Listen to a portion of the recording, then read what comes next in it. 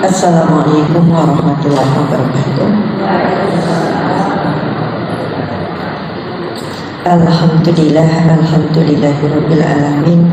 Assalatu wassalamu ala asrofil anbiya wal mursalin wa ala alihi wa ashabihi ajma'in, amma ba'd. Rabbi shrah li sadri wa yassir li amri wahlul 'uqdatam min lisani yafqahu qawli, amin ya rabbal alamin. Allahumma sholli ala Muhammad wa ala ali Muhammad. Bapak serta ibu yang saya hormati, yang saya takdimi, yang insya Allah dimuliakan Allah Subhanahu wa Ta'ala. Alhamdulillahirabbil alamin. Puja dan puji syukur kehadirat Allah yang hingga kesempatan pagi hari ini limpahan nikmat dan karunia Allah tercurah pada kita semuanya, sehingga kita dipertemukan dalam keadaan sehat walafiat. Salawat dan salam semoga tercurah pada junjungan kita Nabi Agung Muhammad Sallallahu Alaihi Wasallam beserta segenap keluarga, kerabat, sahabat dan para pengikut setianya, insya Allah termasuk kita semuanya. Bapak Ibu yang saya hormati, menyingkap rahasia kecintaan Allah kepada Nabi Ibrahim alaihissalam. Apa tujuannya kita singkap rahasia? Biar kita bisa ikut-ikutan dicintai oleh Allah. Ketika hidup kita dicintai keluarga kita sudah senang pol. Dicintai anak-anak kita bahagia banget. Dicintai orang-orang di sekitar kita, dicintai tetangga kita dalam tanda kutip, dicintai sahabat-sahabat kita senang sekali. Kita bayangkan kalau kita dicintai Allah, itu tentu menjadi hal yang sangat luar biasa. Saya pernah sampaikan, dicintai oleh yang maha kaya lagi maha pemurah, tentu kita tidak akan khawatir terjadi kekurangan. Dicintai oleh yang maha kuat dan maha melindungi, tentu kita tidak perlu khawatir adanya mara bahaya, karena kita punya pelindung, dan pelindungnya itu maha kuat. Ketika kita dicintai oleh yang Rahman, yang Rahim, nggak akan lagi peduli dengan kebencian manusia, karena kebencian manusia belum tentu karena keburukan kita. Jadi benci itu tidak mesti datang karena kita buruk, hanya karena perbedaan. Coba saja, sesuatu yang baik dan baik hanya karena adanya perbedaan kemudian menjadi tidak senang dan tidak senang, itu kan bukan karena buruk, tapi hanya karena perbedaan. Maka ketika kita yakin dicintai oleh yang Rahman dan yang Rahim, kita tidak perlu takut andai ada orang membenci kita, asal dicintai oleh Allah. Cukup satu cinta, yaitu cinta Allah untuk kita. Di surat An-Nisa ayat 125, Allah berungkap, dan Allah memilih Ibrahim menjadi kecintaannya. Allah itu memilih Ibrahim menjadi kesayangannya. Ini luar biasa sekali. Ada apa sehingga ayatnya tidak berbunyi Allah memilih Yusuf, memilih Musa, tapi justru kita sering berkata hanya dua yang kita aliri setiap saat dengan sholawat, Nabi Ibrahim alaihissalam dan Nabi Muhammad sallallahu alaihi wasallam. Hanya dua itu. Kita pengen kaya, kama sholaita ala Sulaiman, enggak.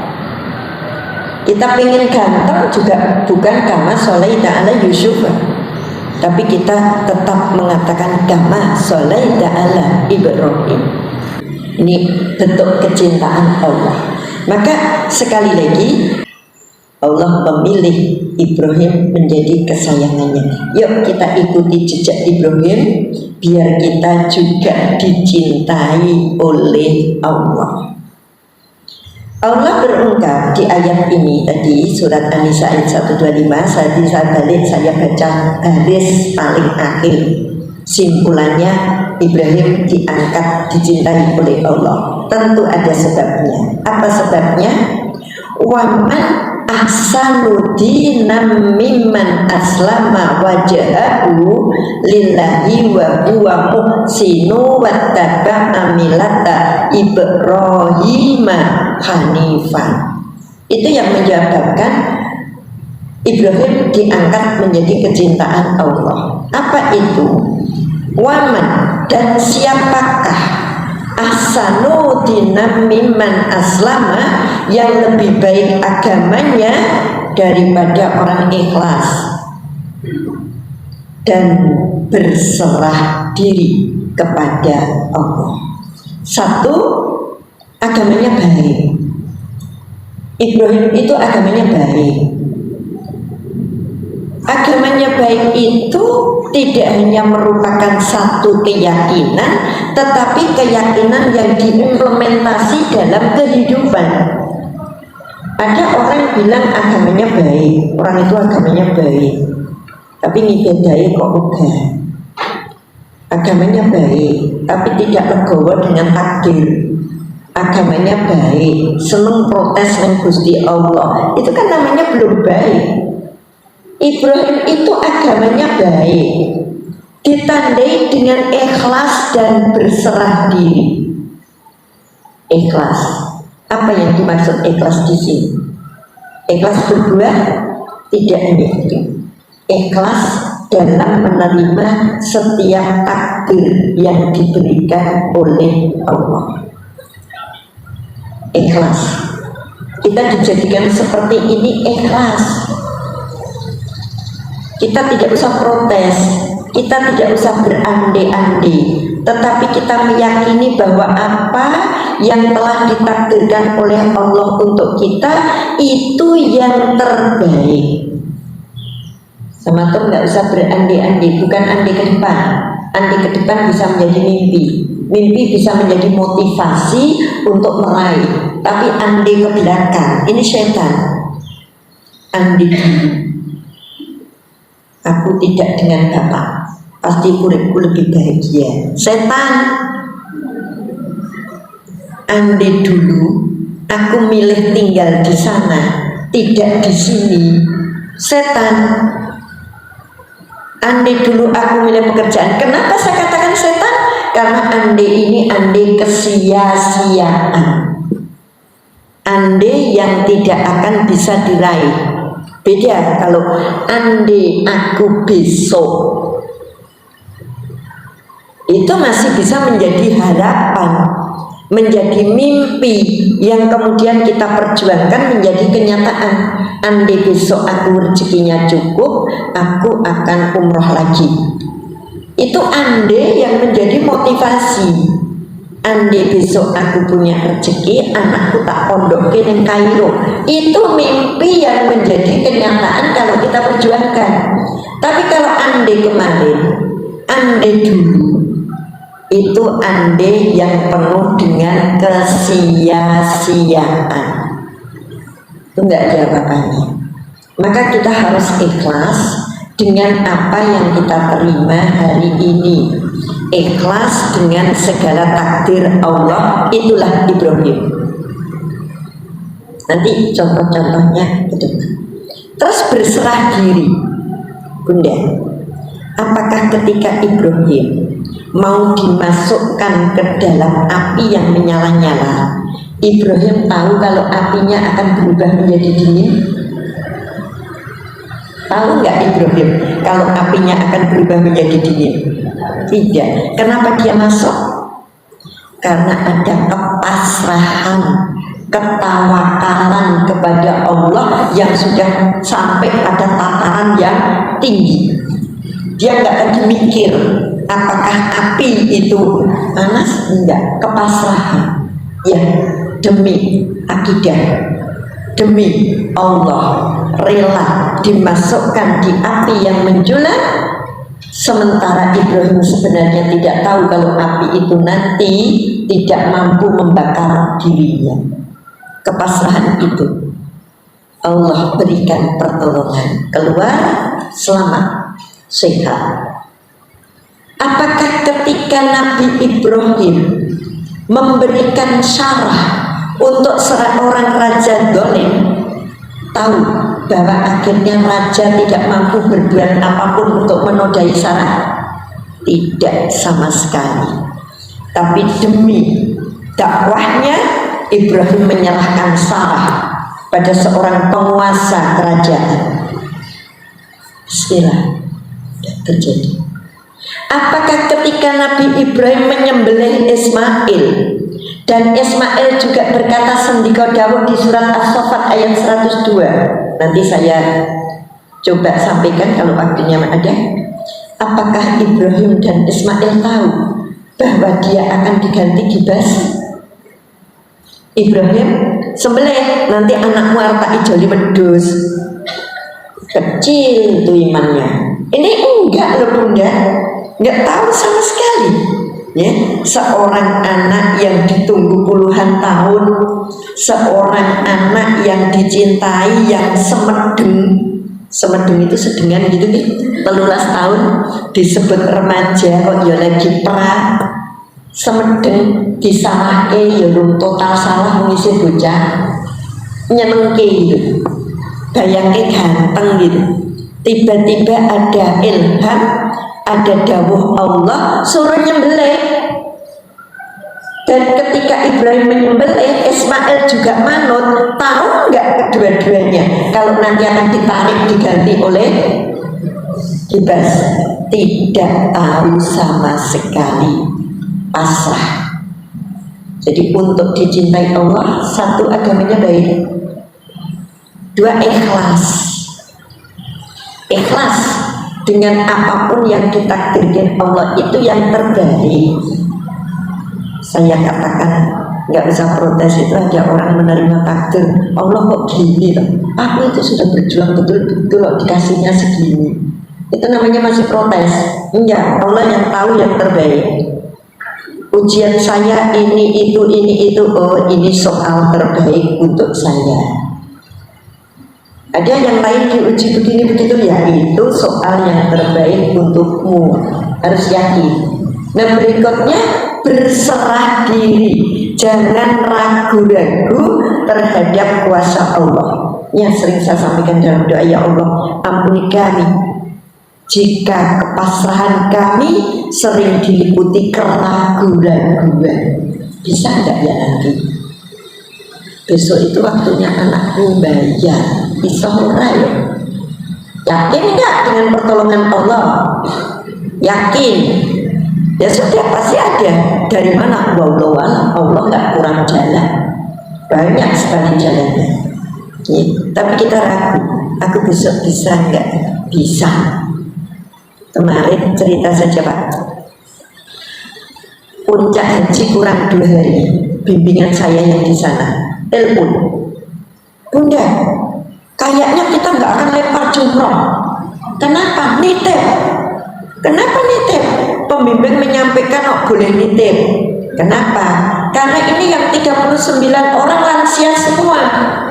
Nah kalau 39 lansia niat si wong gawa 10 lali nanti nama itu sopo sing arep lempar jumroh.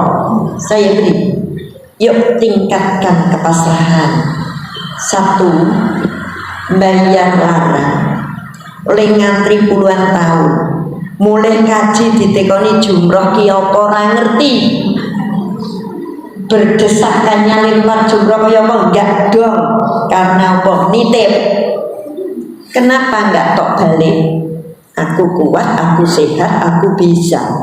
Allah menuruti prasangka hambanya. Aku kuat, aku bisa. Ya, semangat terus Bu. Akhirnya malamnya satu telepon, alhamdulillah aku sudah bisa ngerayu 1 orang ikut.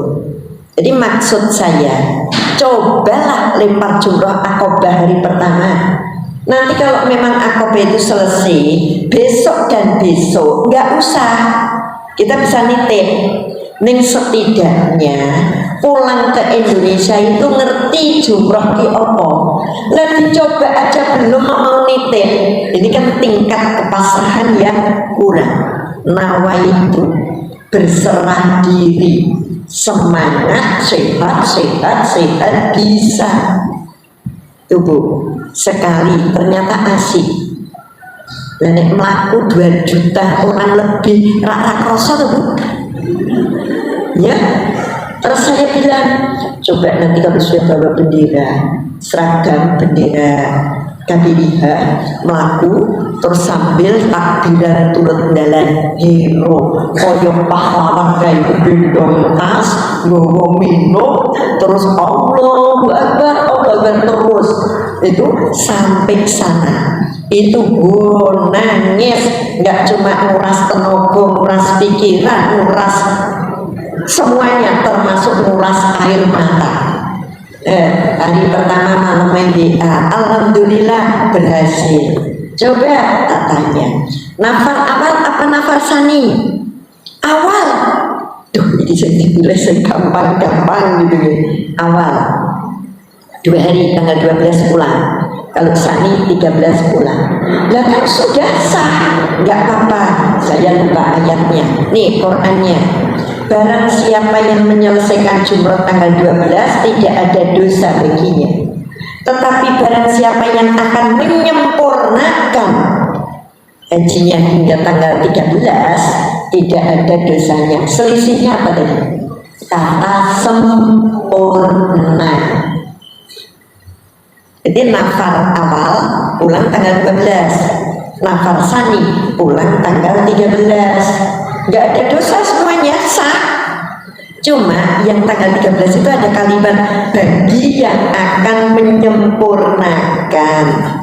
Nah kalau kita mampu, ada yang sempurna, kenapa pilih yang tidak sempurna? Nah intinya Bunda, terkadang kita ragu-ragu dulu, takut dulu, nyalinya kecil dulu. Habis itu ya sudahlah. Kalau sani dengan awal nggak terlalu masalah. Kalau lempar jumroh tadi masalah. Pulang ke Mekah, terus tawaf, terus sa'i. Terus saya ucapi selamat hari ini sudah Pak Haji dan Bu Haji. Habis itu apa acaranya? Mau tidur 2 hari. Nggak apa-apa, karena memang bis ke masjid masih stop, nggak boleh ya, catering nggak boleh masuk. Sudahlah, nikmati makan tadi, hajinya sudah lengkap. Ini contoh. Jadi ayo kita optimis kayak Nabi Ibrahim, pasrahnya total terhadap semua permasalahan sehingga ia dicintai oleh Allah. Ya, 1, agamanya baik. 2, ikhlas menerima setiap takdir yang dipastikan. 3, berserah diri kepada Allah. Yang keempat, mengerjakan kebaikan, tumindae ape. Ini Bunda, saya minta maaf nih, nyelingi iklan. Sebenarnya yang saya sampaikan itu ada di buku saya. Karena buku saya keempat ini beda dengan buku 1, 2, dan 3. Buku saya keempat ini buku isian tausiah. Nah, salah satu judulnya Menggapai Kecintaan Allah. Jadi menggapai kecintaan Allah itu artinya usaha apa yang bisa menghadirkan kecintaan Allah. Ada kufur dan syukur itu opsi. Manusia itu boleh syukur, boleh kufur dengan konsekuensi masing-masing opsi, nggak ada keharusan. Kemudian ada seperti yang pernah saya sampaikan, rumput tetangga tampak lebih hijau. Itu bukan perselingkuhan isinya, tapi perselingkuhan orang yang bukan perselingkuhan, tapi orang yang tidak qanaah dengan apa miliknya sehingga menganggap punya temannya itu selalu lebih baik, bajunya dia lebih baik, tasnya lebih baik, hidupnya lebih enak, mobilnya lebih apik. Itu rumput tetangga tampak lebih hijau. Kenapa saya tulis begitu? Ben penasaran gitu. Tapi isinya qanaah. Bunda, buku keempat saya alhamdulillah terbit tanggal 1 Juni. 1 Juni saya buat 500 buku. Alhamdulillah hari ini tinggal sekitar 55 buku. 1 bulan pas. Nih, tinggal sekitar 55 buku, tidak ada di toko karena memang ini spesial untuk jamaah-jamaah, tidak perlu saya titipkan ke toko. Bagi yang ngersake nuker 70.000, dulu 60.000 kok sekarang 70, harga telur juga naik. Jadi harga cetaknya naik.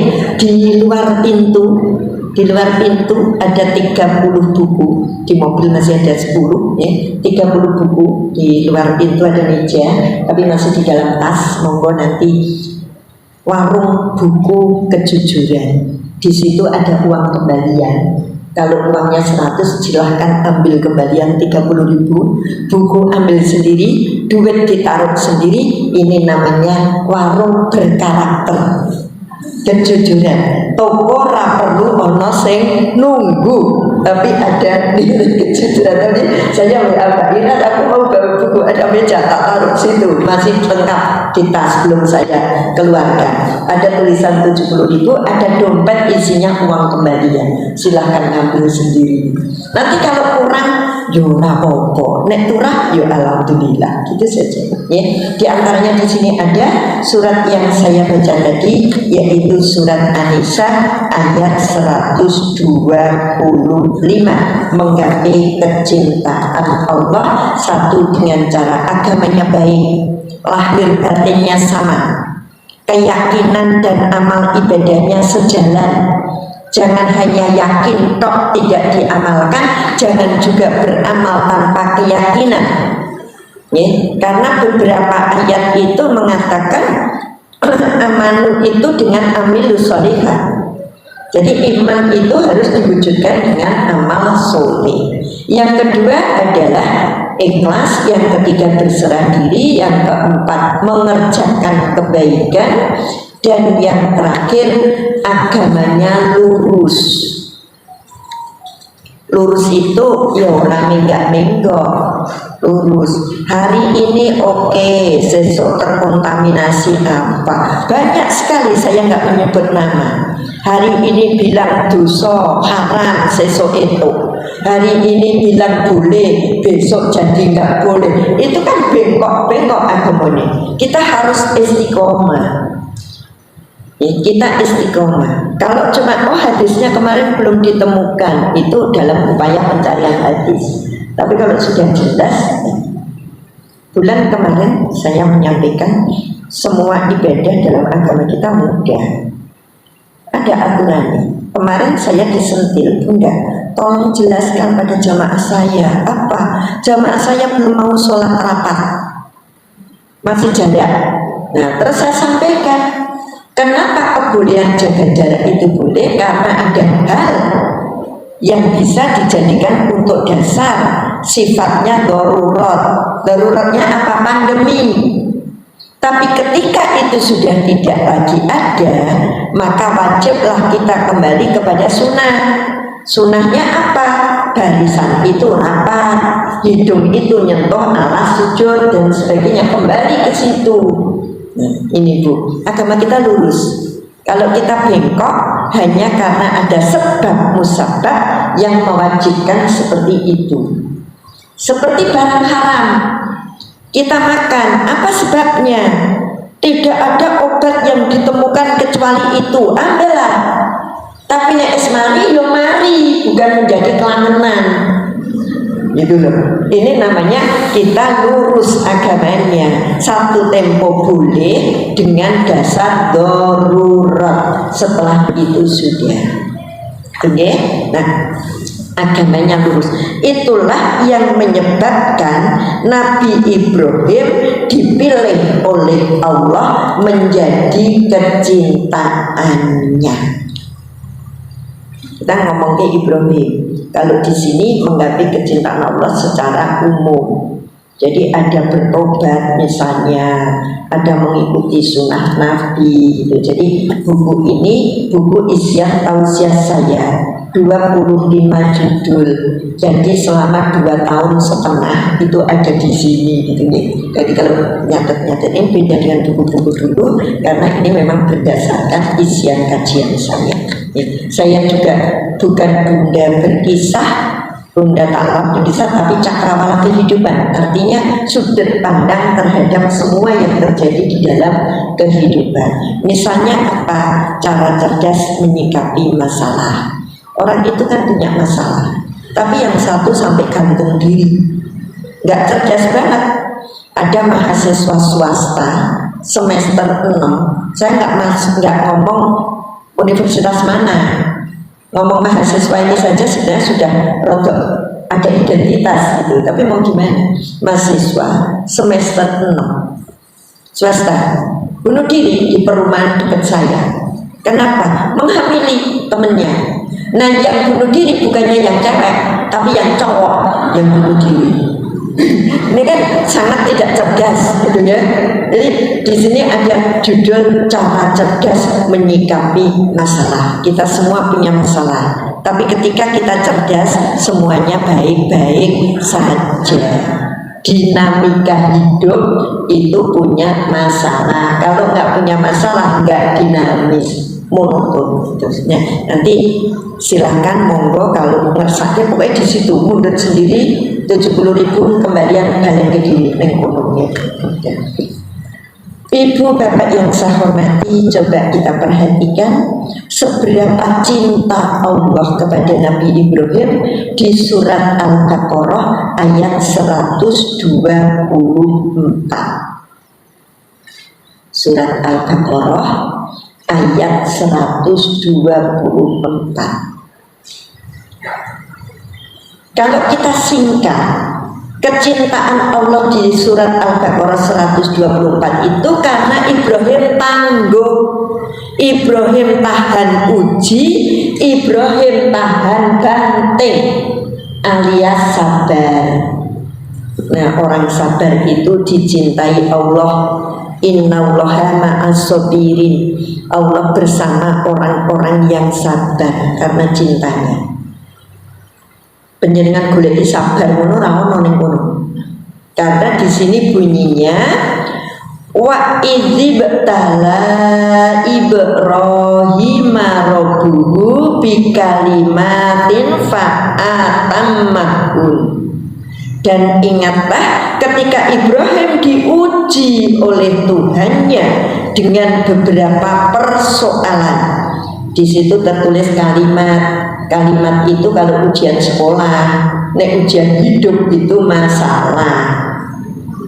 Ya Bu, ujiannya angel, ujian apa? Ujian sekolah gampang, tidak serumit ujian hidup kan gitu ya. Iya, sekarang kan anak-anak muda itu udah pinter bawa barang gitu. Sini tak gantung, bebanmu terlalu berat, masih berat beban hidupku, katanya gitu ya. Gak mau 10 kilo ini harus diwangi, masih berat beban hidupku, katanya gitu. Saat ini begini. Oke Bu, ingatlah ketika Ibrahim diuji oleh Tuhannya dengan beberapa persoalan hidup, dengan beberapa masalah. Ada yang lebih hebat lagi, dia melaksanakan dengan sempurna. Ini kuncinya. Kalau cuma diuji masalah, setiap orang diuji masalah. Ning sempurna apa ora ning lakoni? Sempurna. Siapa yang bilang Ibrahim sempurna? Allah loh, bukan kita loh. Ngobrol lagi. Mudah-mudahan kiainya ada di sini. Kan tidak saya ceposkan namanya. Bunda, saya itu istri yang hormat dan taat pada suami. Kok suami saya begini begitu? Akhirnya saya jawaban pertama gini, yang bilang Anda taat dan hormat pada suami siapa? Saya sendiri. Oh, gitu. Ya kalau kita sendiri, kita mesti merasa sudah taat dan sudah hormat. Tapi bagaimana kembalinya ke bapak-bapak? Ngudak wedang nih karo besemut pada taat dan hormat dan gitu. Terus saya bilang, biarkan ketaatan kita yang menilai orang lain. biarkan kebaikan kita yang menilai orang lain, yang memberi skor Allah, bukan kita. Nah, kalau kita diuji oleh Allah, dilakoni, kita sudah bilang, aku ki wong sabar. Sopo sing ngomong? Siapa yang bilang? Kita. Tapi Ibrahim yang ngendika siapa? Allah. Ibrahim telah melaksanakan setiap ujian dengan sempurna, kata Allah. Berarti top.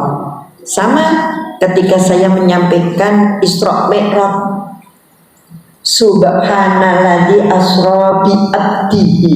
Siapa yang nyebut Muhammad abdi? Allah. Jadi yang yakin Muhammad itu tunduk taat patuh siapa? Allah. Kalau kita, siapa yang bilang kita taat? Kita. Aku kita taat tenan karo Allah. Aku jenis hidup gitu.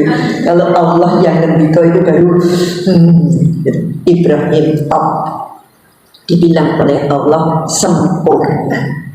Karena tahan banting, tahan uji, sabar menghadapi semua ujian dengan sempurna, maka Allah berungkap, qala inni ja'iluka linnasi imama.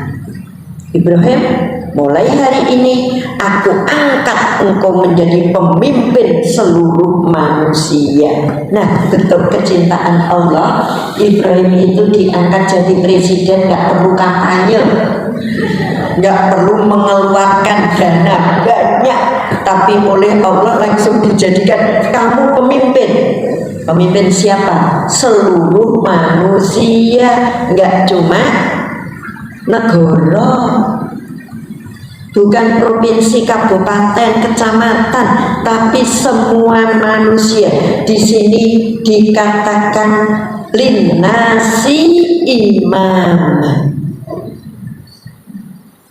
Imam, pemimpin seluruh manusia. Coba Bu, kira-kira nek kampanye entek berapa T?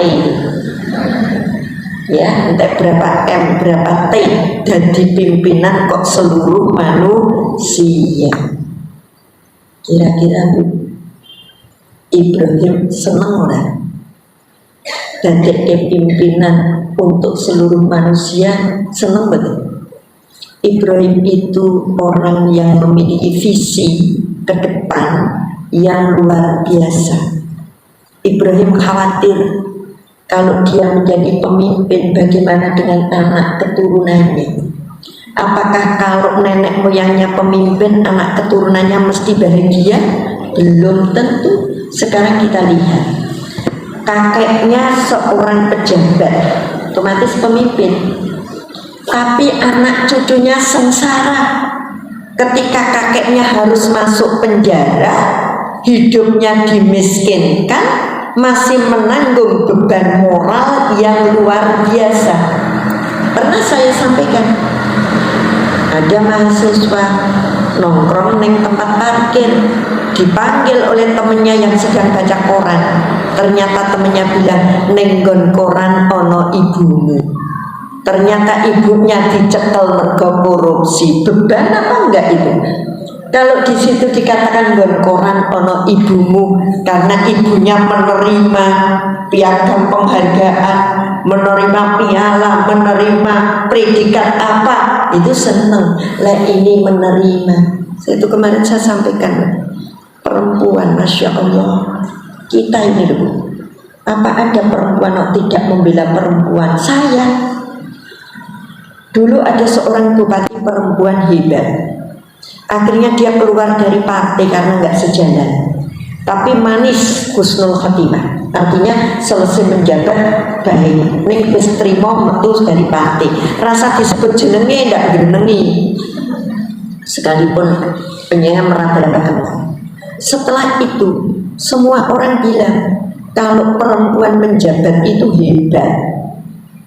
Sampai korna luar biasa. Kabeh kabupaten bupatinya perempuan, wali kotanya perempuan,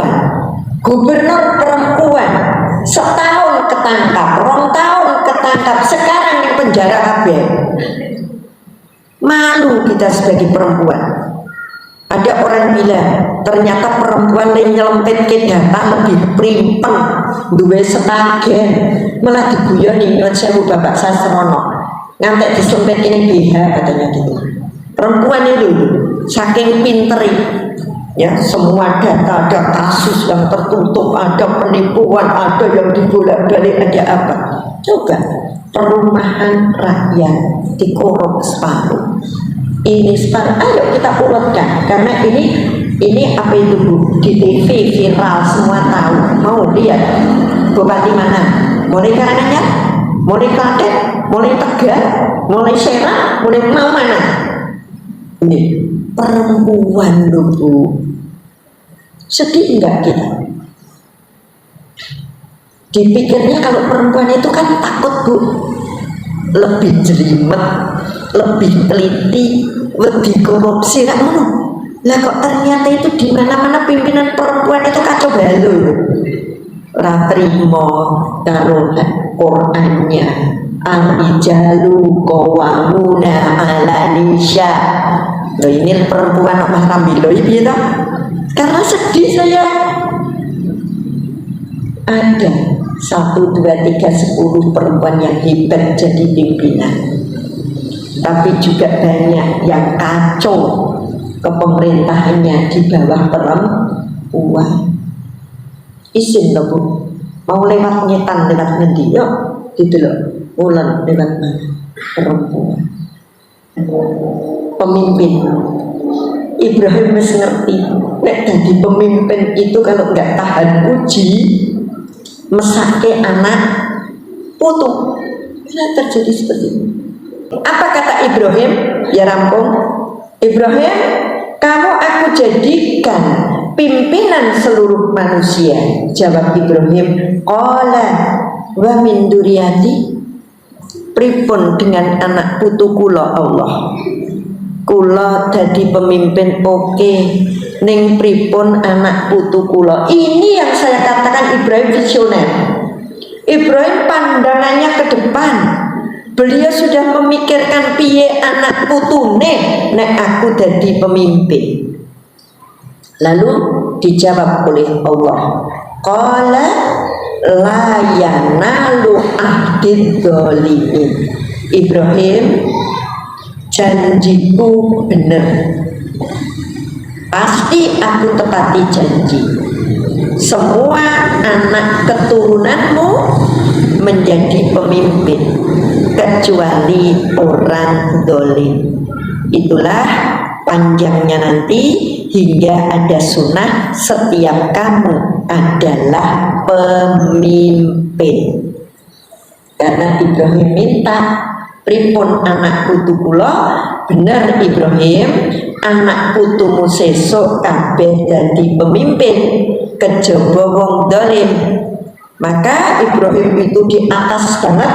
Nabi Muhammad kan sudah akhir ya, dengan riwayat ini Nabi Muhammad kemudian bersabda bahwa setiap kamu adalah pemimpin.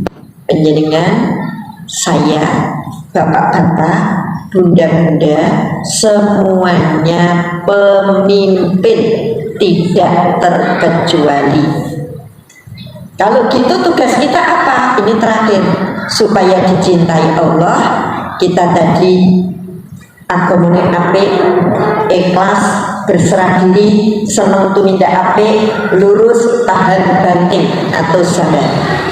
Terus bentuk kecintaan Allah, kita diangkat jadi pemimpin. Sudah terlanjur kita jadi pemimpin semua. Saya pemimpin, ya dengan pemimpin ini sudah terlanjur, sudah tok jadikan pemimpin. Tugas kita apa? Inna Ibrahim kana ummatan qanitan lillahi hanifan walau yaku minal musyriki. Siji, imam kuwi dapat dijadikan teladan. Yang dapat dijadikan teladan. Sadar atau tidak kita teladan Bu? Kita makan tangan kiwa, anak kita melu tangan kiwa. Kita pakai baju seperti ini, anak kita ikut-ikutan, tetangga ikut-ikutan. Kelambimu apik len jahit neng di sederhana. Kita pemimpin. Kita itu semua teladan. Apapun yang kita lakukan, apapun yang kita amalkan, semua ditonton orang dan tidak menutup kemungkinan ditiru.